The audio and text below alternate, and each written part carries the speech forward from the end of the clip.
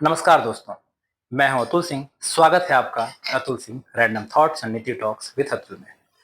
दोस्तों, आज हम बात करेंगे एक ऐसे विषय पर जो भारत की अर्थव्यवस्था, make in India, global supply chain और श्रमिकों के जीवन, इन सब को एक साथ जोड़ता है। भारत आज दुनिया का नया मैन्युफैक्चरिंग हब बन रहा है। मोबाइल उत्पादन तेजी से बढ़ रहा है। एप्पल जैसी बड़ी कंपनियां भारत में निवेश कर रही हैं।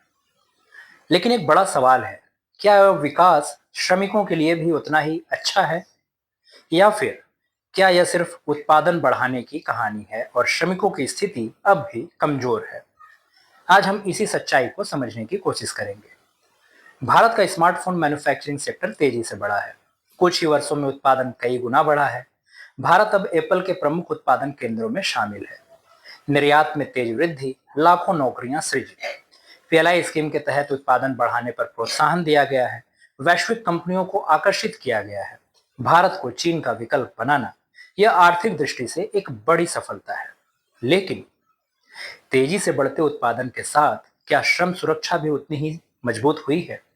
यहीं से असली कहानी शुरू होती है। एप्पल खुद सीधे सभी फैक्ट्रियां नहीं चलाता। उसकी सप्लाई चेन में शामिल है फॉक्सकॉन, विस्ट्रॉन, पेगाट्रॉन, यानी उत्पादन आउटसोर्स किया जाता है। यही सबसे बड़ी समस्या पैदा होती है। जब उत्पादन का दबाव बढ़ता है तो समय सीमा कम, लागत कम रखने का दबाव, आउटपुट बढ़ाने की मजबूरी, और इसका असर पड़ता है श्रमिकों पर। भारत में कई घटनाएं सामने आई हैं। अत्यधिक ओवरटाइम, निर्धारित समय से अधिक काम बिना उचित भुगतान के, वेतन में देरी या कटौती, अस्थायी श्रमिकों पर निर्भरता, कॉन्ट्रैक्ट्स लेबर, नौकरी की असुरक्षा, खराब रहने और खाने की व्यवस्था। एक मामले में तो हजारों महिला श्रमिकों को खराब भोजन दिया गया। स्वास्थ्य समस्याएं हुई, विरोध प्रदर्शन हुए। यह दिखाता है कि उत्पादन बढ़ाने की दौड़ में मानव परिस्थितियां पीछे छूट जाती हैं। एप्पल की सप्लाई चेन में बड़ी संख्या में महिला श्रमिक काम करती हैं, लेकिन उनके सामने चुनौती है लंबी शिफ्ट, सुरक्षा की कमी, हॉस्टल में भीड़ भाड़, स्वास्थ्य सुविधाओं की कमी, कुछ मामलों में विवाह या गर्भावस्था के आधार पर भेदभाव, भर्ती में आयु और वैवाहिक स्थिति को प्राथमिकता। यह सिर्फ श्रम मुद्दा नहीं है, यह सामाजिक न्याय का भी मुद्दा है। एप्पल ने कई कदम उठाए, जैसे supplier code of conduct, audit system, जांच टीम, सुधार के निर्देश। लेकिन समस्या है क्या? ऑडिट अक्सर पहले से सूचना देकर जाता है, सीमित समय के लिए करता है, सतही जांच करता है।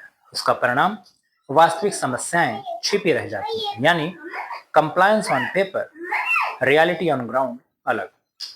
अब बड़ा सवाल यह है, क्या यह सिर्फ कंपनी की गलती है या सरकार की भी जिम्मेदारी है?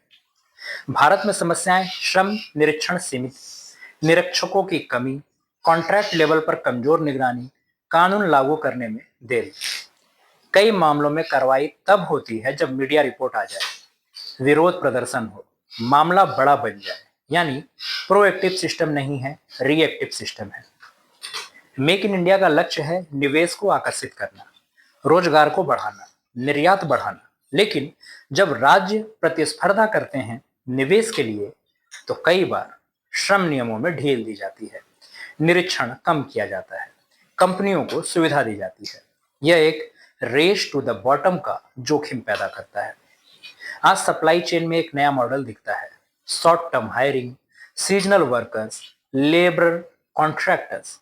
इसके परिणाम, श्रमिकों की बार्गेनिंग पावर कम हो जाती है, यूनियन बनाना मुश्किल हो जाता है, नौकरी की असुरक्षा बढ़ जाती है, वेतन कम हो जाता है। यह मॉडल उत्पादन के लिए अच्छा है, लेकिन श्रमिकों के लिए नहीं। यह सिर्फ एक कंपनी की समस्या नहीं, यह तीन स्तरों की समस्या है। पहला, ग्लोबल प्रेशर, कम लागत तेज उत्पादन। दूसरा, corporate strategy, outsourcing and contract model.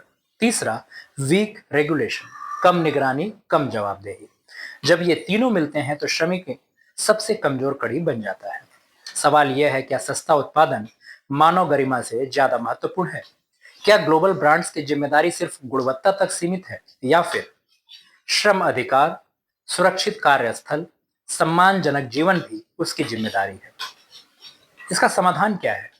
सरकार के लिए श्रम निरीक्षण मजबूत, नियमित ऑडिट, कॉन्ट्रैक्ट लेबर निगरानी को बढ़ाना होगा। कंपनियों के लिए surprise audit, worker grievance system, living veg policy, supply chain सुधार के लिए transparency, third party monitoring and worker representation. Bharat को संतुलन बनाना होगा, एक तरफ निवेश, निर्यात, रोजगार, तो दूसरी तरफ श्रमिक सुरक्षा, सामाजिक न्याय और दीर्घकालीन विकास। क्योंकि सत्ता श्रम आधारित विकास लंबे समय तक टिकाऊ नहीं होता। भारत दुनिया का मैन्युफैक्चरिंग हब बन सकता है, लेकिन असली सफलता तब होगी जब उत्पादन बढ़े, निर्यात बढ़े, निवेश बढ़े और साथ ही श्रमिक सुरक्षित हो, सम्मान मिले, जीवन बेहतर हो। क्योंकि किसी भी अर्थव्यवस्था की असली ताकत उसकी फैक्ट्रियां नहीं, उसके लोग होते हैं। धन्यवाद।